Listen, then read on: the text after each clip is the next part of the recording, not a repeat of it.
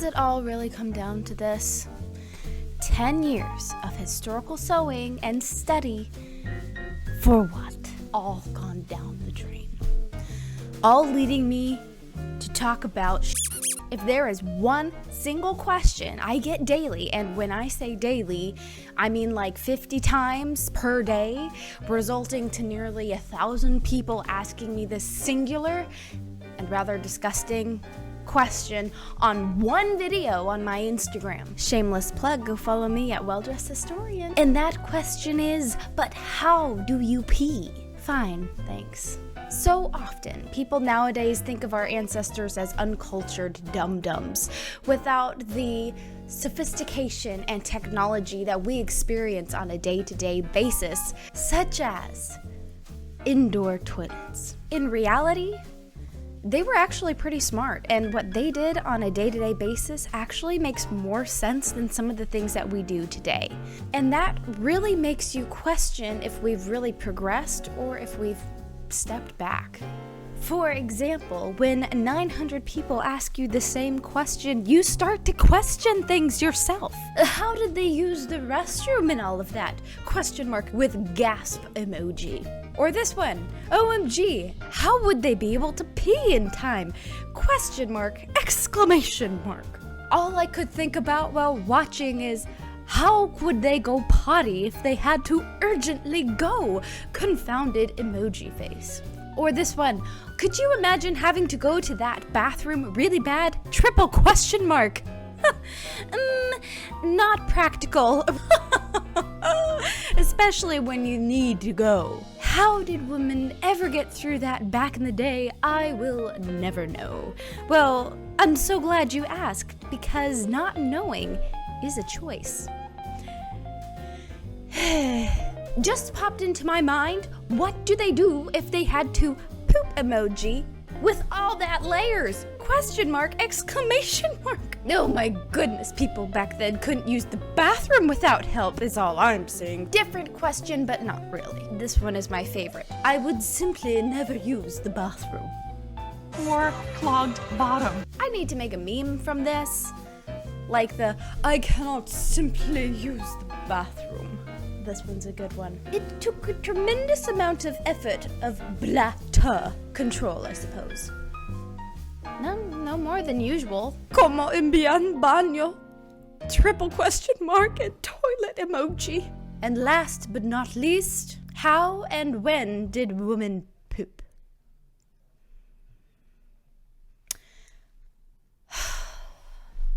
If you couldn't guess, they're referring to, but what did the Victorians do when they had to go to the bathroom? And the answer is really quite simple. There is no bathroom! Let me explain.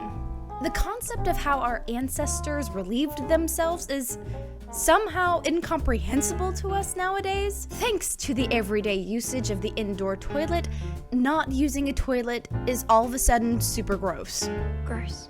Now, I know I'm a bit harsh, but you know, toilets haven't always been around. What? Once upon a time, the very first indoor toilet was installed between 3200 BC and 2200 BC in a faraway land called Scotland, in the Neolithic settlement of Sacre Bleu. Stone huts encompassed the city, and in each hut was a drain and a drainage system that was built into the walls under the city, leading away from the town, so the excrements could drain away. It is believed that the very first indoor toilet was invented here in the settlement of Sacre Bleu, which was unearthed in 1850 and fully excavated in 1927. But according to the official Orkney Heritage website, a remarkably sophisticated drainage system was incorporated into the village's design, which may have included an early form of toilet facilities. But that certainly isn't what we would consider a toilet today. That was more like a hole in the ground.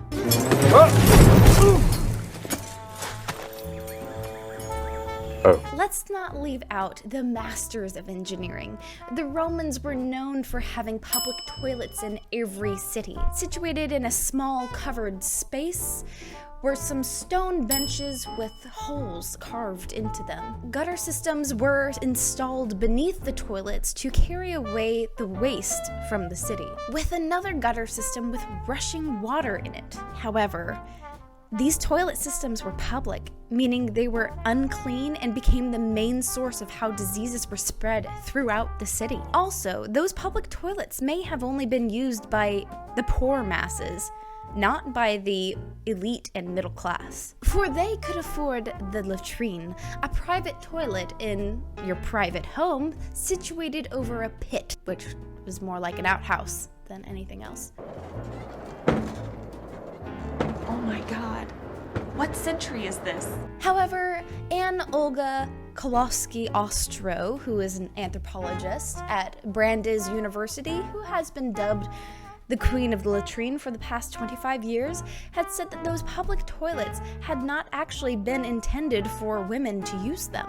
They most likely opted for the less smelly and frankly dangerous usage of the chamber pot. Enter chamber pot. But initially the Roman chamber pots obviously didn't look like this one, but were rather mistaken for terracotta flower pots, and threw around the idea that they might have been chamber pots in the 1990s. But this year, in April, mineralized tracings of intestinal parasites was found on the inside of one of the 5 ceramic pots excavated in Sicily of 2019. Great!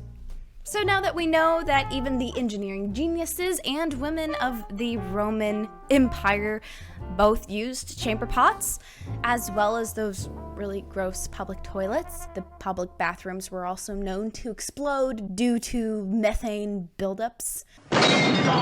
Using a chamber pot was not only cleaner and safer, but it would also be less likely to explode on your hiney.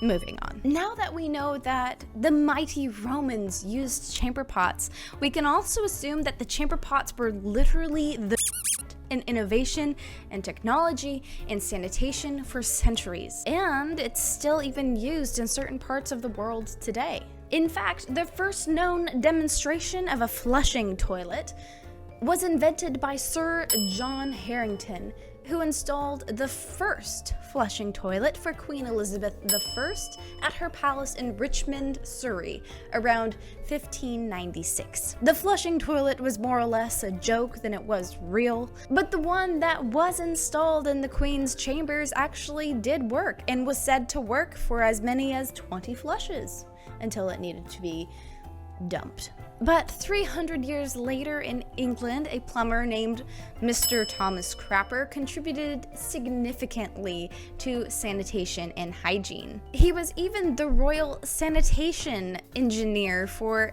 Edward VII and George V. His business lasted for decades and became a household name too during World War I, with the name Crapper printed on his porcelain toilets.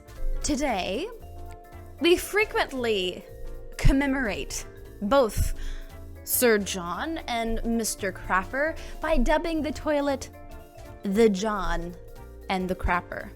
Now you know. But it really wasn't until the 1870s when indoor flushing toilets had become much more common due to the urbanization and the upgrading and modernization of sewer systems in large cities. But as far as private residences, really only the wealthy could really afford a flushing toilet. Starting with the Tremont Hotel in Boston, which offered guests the delight of flushing in 1829 in America. The White House followed suit in 1833, but even some places in America didn't have indoor plumbing until the 1970s. Their solution?